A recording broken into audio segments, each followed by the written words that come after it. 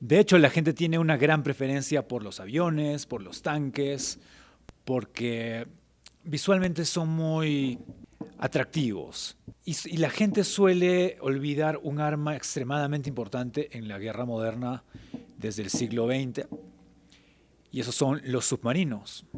Su principal característica es el sigilo, es el secreto, es el silencio, es actuar de una manera soterrada y pasar inadvertido frente a los propios ojos del enemigo. Y en ese sentido, el año 2014, el año en el que se firmó finalmente la frontera marítima entre el Perú y Chile, los submarinos que habían en esta parte del Océano Pacífico iban a jugar un papel fundamental. Y este capítulo justamente se trata de eso, de la Guerra Fría entre el Perú, Ecuador y Chile, desde los años 80 en materia submarina, y que tuvo un capítulo muy secreto en el año 2014 y años previos, años en el que el Perú interpuso la demanda ante la Haya por la frontera marítima con Chile. Entonces, sin más preámbulo, vamos a este capítulo que hemos llamado ¿Y dónde está el Shiri?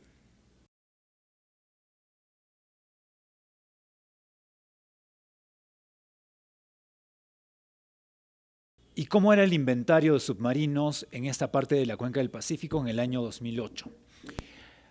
Habían un total de 12 submarinos en esa parte del Pacífico, de los cuales dos eran ecuatorianos, de la clase 209, diésel eléctricos, y esos eran el Shiri y el Huancavilca. Otros cuatro eran de la Armada de Chile, que eran dos también de la clase 209. Esos eran el Simpson y el Thompson. Y Chile disponía desde entonces los submarinos de la clase Scorpion, que son bastante modernos, y esos eran el Carrera y el O'Higgins.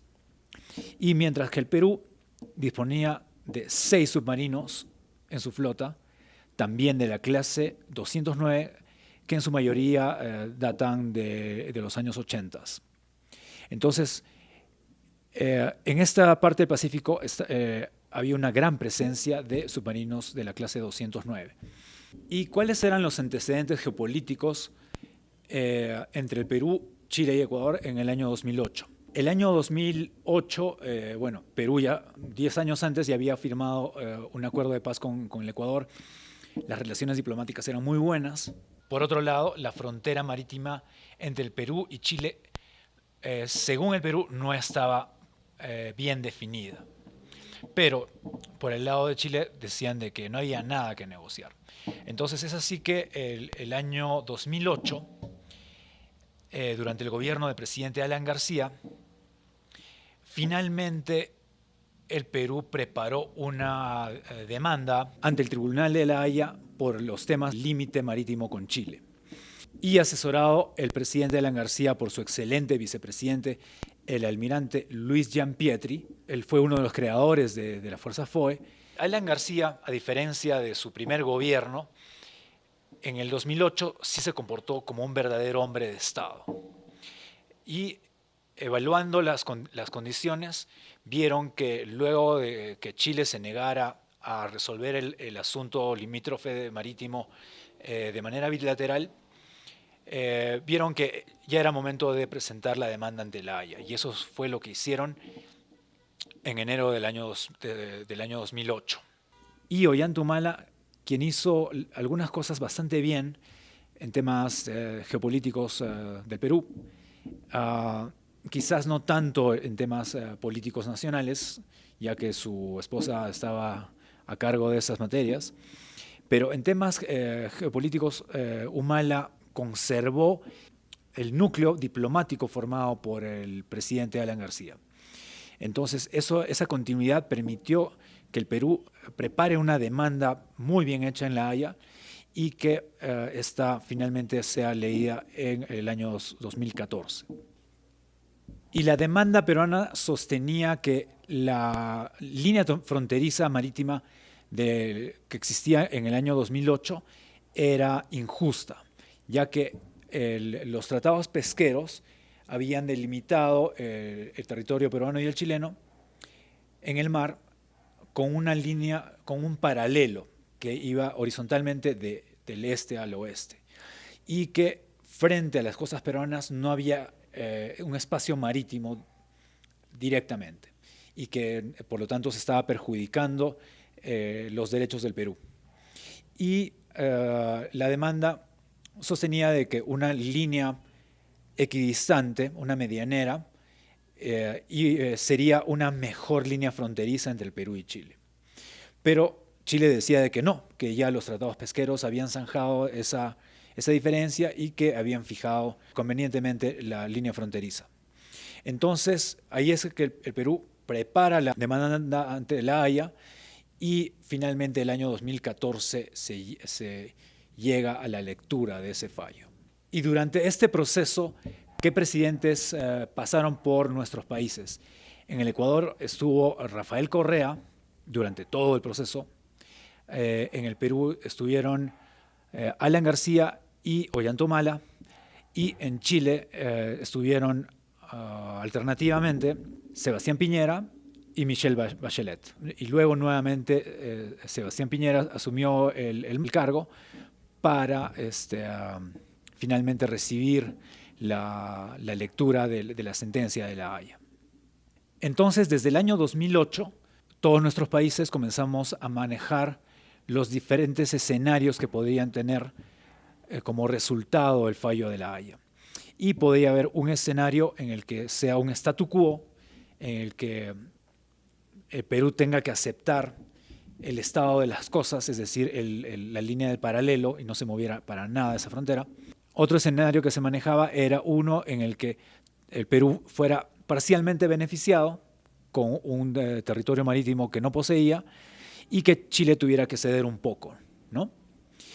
Y el tercer escenario, que era muy posible, era que la Corte de la Haya falle completamente siguiendo la demanda peruana, es decir, con la línea medianera. Y si ese hubiera sido el caso, muy probablemente Chile se hubiera visto obligado a rechazar el fallo de la Haya, es decir, a no acatarlo. Y por consiguiente, el Perú hubiera tenido que ingresar a ese espacio marítimo utilizando la fuerza, lo cual significa que hubiera podido haber una guerra entre el Perú y Chile el año 2014. Como hemos visto, el inventario de submarinos iba a ser extremadamente importante porque el escenario, el teatro de operaciones, iba a ser un entorno marítimo. Entonces, ahí los submarinos iban a tener un papel súper importante. Y por el lado numérico, el Perú tenía una ventaja. Si bien los submarinos clase 209 datan de los años 80, no son tan modernos como la mayoría de los chilenos, y de hecho Chile tiene dos Scorpène que son bastante superiores, pero la superioridad numérica en este tipo de guerra es extremadamente importante. Entonces ahí el Perú corría con una superioridad numérica de 2 unidades y Chile tenía 4. Entonces, para poder revertir o por lo menos equiparar esta desventaja por el lado de Chile, se vieron obligados a implementar una estrategia que nosotros acabamos de encontrar y que vamos a compartir con ustedes. ¿Por qué? O sea, siempre podríamos decir que, bueno, pues, o sea, Chile desde el año 2008, conociendo la demanda del Perú, hubiera podido pedir o comprar 2 submarinos, ¿no?, para equiparar a la fuerza peruana. Pero eso no es tan fácil. Primero porque los submarinos son armas extremadamente costosas, ¿no? Los más básicos del tipo 209 bordean los $200 millones cada unidad, y no son armas que se pidan en 3 meses. O sea, no es como un auto que vamos a la tienda y lo pedimos y nos llega después de 2 meses, ¿no? Entonces, los submarinos, por ese lado, para construir un submarino se requieren no menos de 2 a 3 años.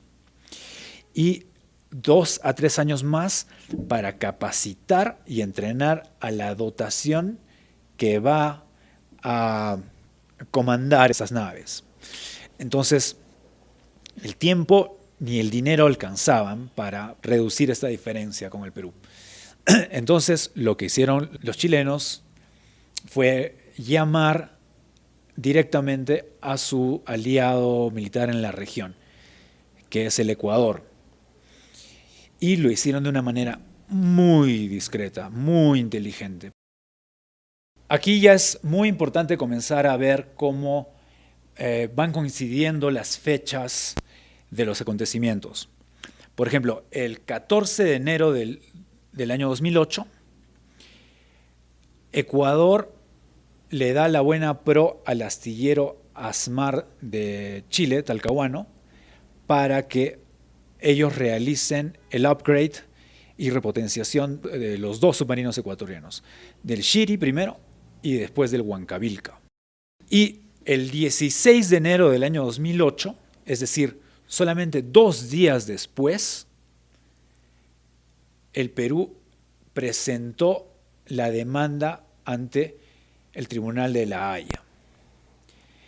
Pero por supuesto, meses antes, Perú estaba ya preparando esta demanda y podemos decir que ambos hechos son totalmente coincidentes. Es decir, ok, Perú, tú vas a presentar la demanda, perfecto. Entonces ahora sí, Ecuador me da la buena pro para yo actualizar sus submarinos.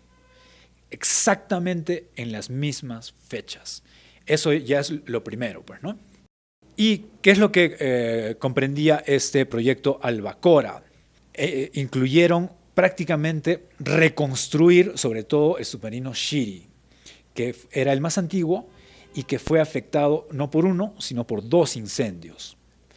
Entonces, el Shiri era el primero que iba a entrar a la repotenciación que iba a consistir en lo siguiente. Incluía el mantenimiento y modernización de las instalaciones, sistemas de combate, sistema táctico, SUBTIC, sonar, periscopios, armamento y renovación de la plataforma tecnológica del Shiri, el cual iba a poder luego operar torpedos pesados de última generación, inclusive podía disparar misiles tipo Exocet. Entonces, la repotenciación del Shiri iba a ser dramática, iba a ser prácticamente un nuevo submarino después de esta repotenciación.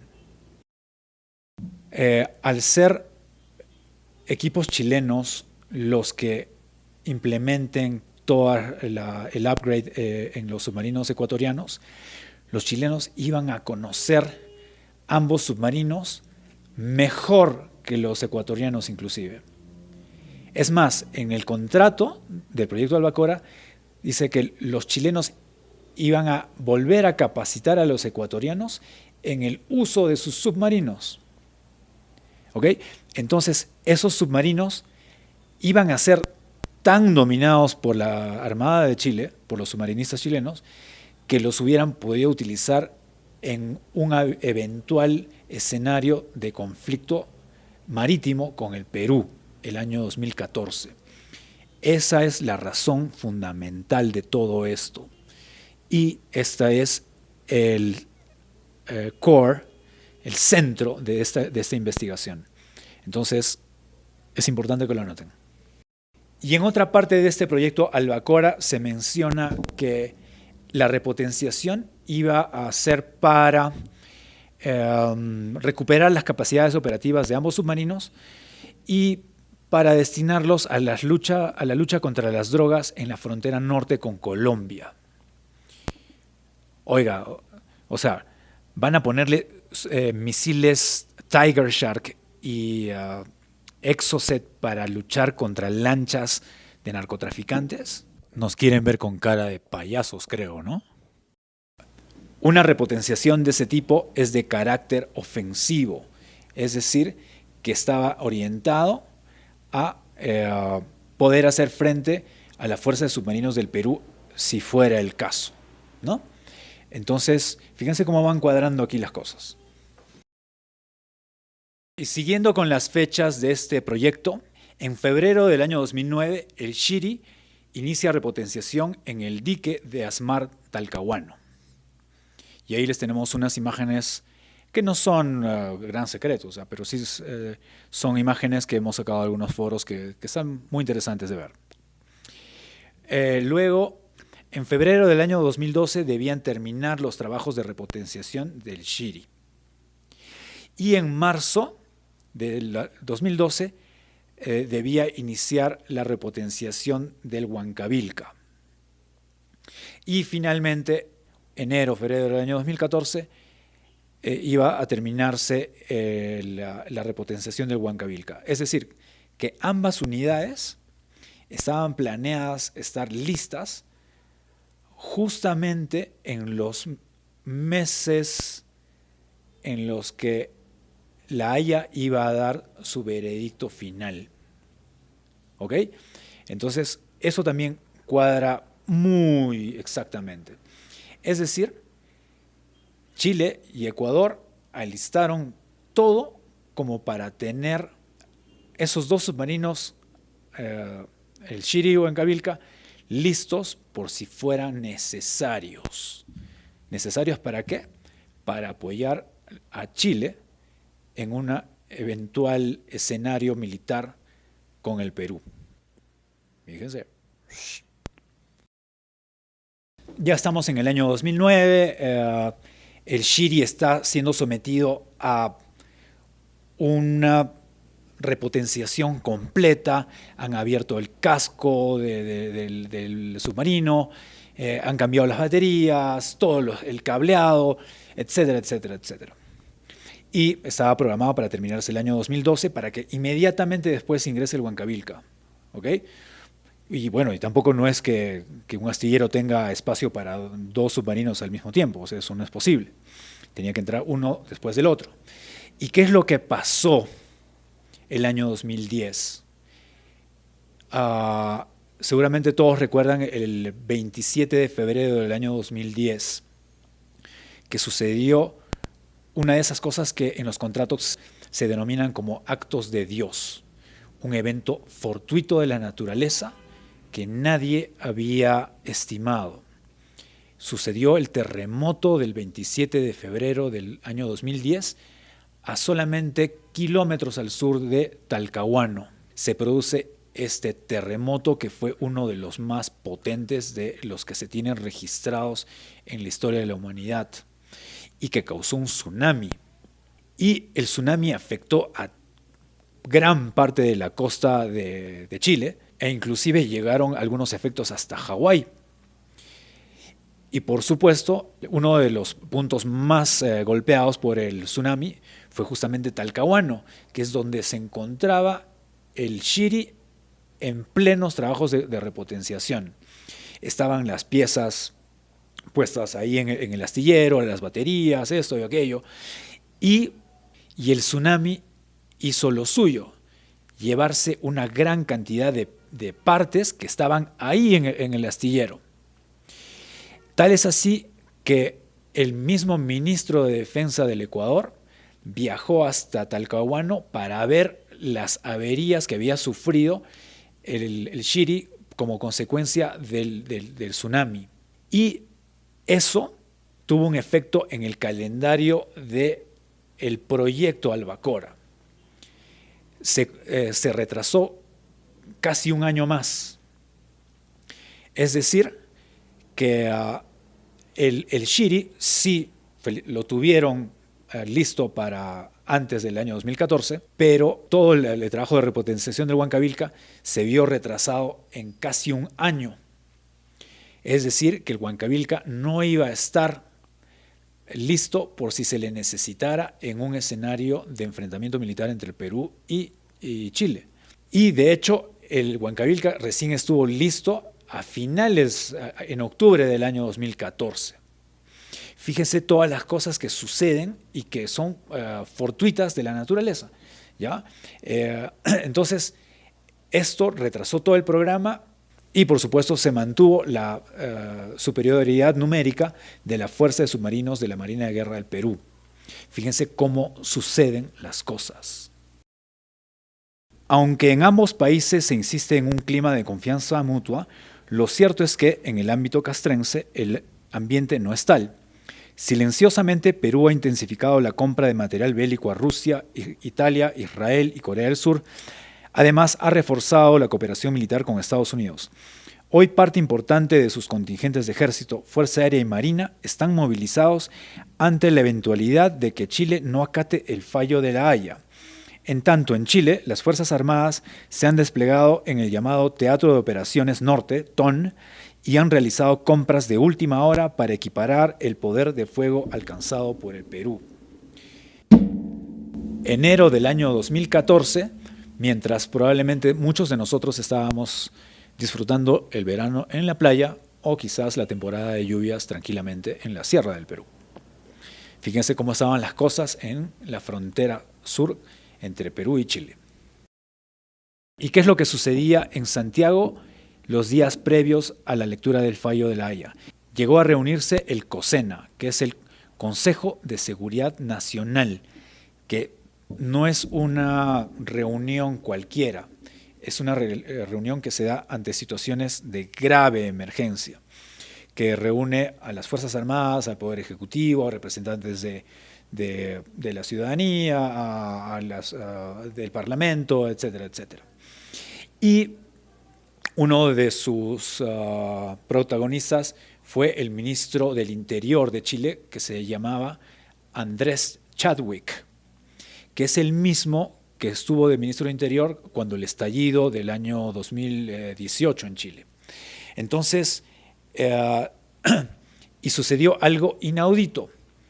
Chadwick, que iba a ser el vocero para comunicar las decisiones del COSENA, en una rueda de prensa transmitida a nivel nacional en Chile, Andrés Chadwick comenzó a sollozar mientras leía las decisiones que se tomaban como preparación a la lectura del fallo de La Haya. Y es algo que nadie puede explicar.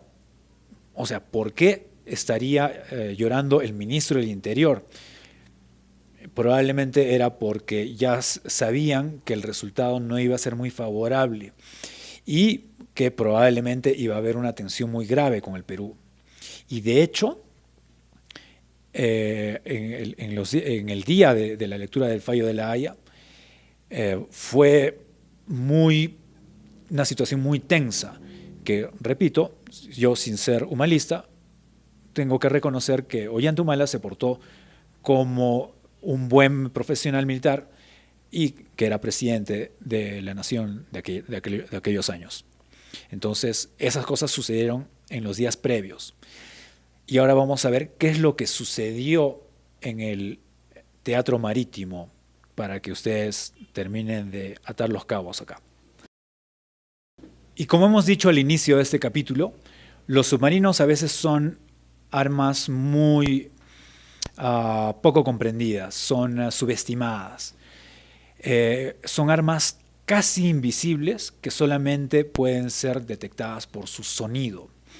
Y de hecho cada submarino, cuando están funcionando sus motores diésel, tienen un registro sonoro, tienen como una huella digital que los caracteriza. Un submarino es diferente de otro, justamente solamente por el sonido que captan los sonares pasivos de los otros submarinos o de las otras naves, ¿no? Y podemos decirles con total seguridad que luego de la repotenciación a la que fue sometido el Shiri, la huella sonora de antes de la repotenciación era absolutamente diferente a la huella sonora post-repotenciación. Es decir, por su huella sonora iba a ser una nave completamente nueva y no se le podía reconocer hasta que pase, digamos, por un conjunto de sonares y lo graben, pues, ¿no? Y puedan identificar, esta huella sonora es de la nueva versión del Shiri, ¿ya? Ok, entonces, ¿qué pasó semanas antes del fallo de La Haya? En el sur de Chile, una radio hizo público no el avistamiento, sino la detección de un submarino en el área del Teatro Norte de Chile, o sea, la frontera con el Perú, y que fue detectado en esa zona, ¿ya? Entonces, y eso salió en los medios de prensa locales de Chile. Y según mis fuentes, porque como ya les he mencionado, también tengo amigos que son FOE, en esos días no se sabía del paradero del Shiri. Y cuando un submarino desaparece, o sea, se le pierde de vista, absolutamente todos los países que están involucrados, que están en el área, paran las orejas. ¿Qué pasó a los pocos días de esa detección de ese submarino? Salió un comunicado de las fuerzas de la Armada de Chile diciendo que sí, efectivamente, había un submarino, pero que no era un submarino de los países de la región, ¿ya? Pero que tampoco era un submarino nuclear, que desmentían que era un submarino nuclear. De esa manera, o sea, quedaban descartados los norteamericanos, los rusos y los ingleses y los franceses y todos, ¿no? Entonces, fíjense cómo coinciden estas cosas. Días antes del fallo de La Haya, se perdió de vista al Shiri y simultáneamente se hace la detección de un submarino desconocido en el Teatro Norte de Chile. Eso trae a mucha suspicacia y de aquí nace el nombre de este capítulo: ¿dónde estaba el Shiri en los días de la lectura del fallo de La Haya? No se sabe. Genial. Entonces, ¿qué conclusiones podemos sacar de toda esta información que nosotros hemos recolectado con la metodología OSINT, que es Open Source Intelligence? Luego de evaluar toda esta información, podemos decir una cosa.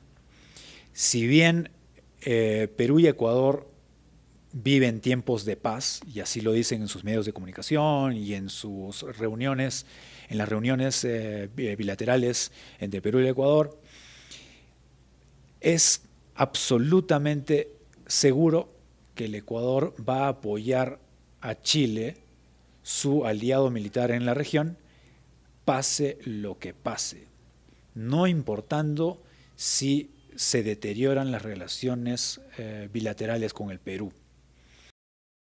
La fuerza de submarinos peruana es tan requerida y respetada por sus pares mundiales que todos los años la Marina de Guerra del Perú es seguro invitado en ejercicios militares de guerra submarina.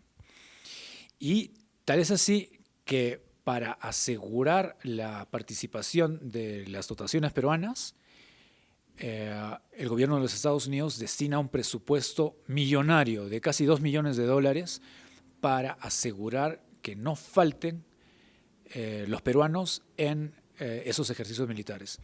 Y eso habla mucho de la tradición submarinista, de la gran cultura submarinista peruana y de su competitividad con respecto a otras fuerzas submarinas de la región. Así que... Bueno amigos, mi nombre es Einar Jiménez Troncoso desde el estudio Cusconet en la ciudad del Cusco, en el Perú, y yo les invito a suscribirse a nuestro canal porque de hecho vamos a tener muy buenos capítulos nuevos y al mismo tiempo les invito a compartir información sobre temas que a veces no podemos encontrar con tanta facilidad, y esos son justamente los temas submarinos. Si ustedes tienen alguna información que quieran compartir con nosotros, escríbanos ahí en los comentarios y vamos a estar en contacto. Así que nos vemos pronto. Un abrazo.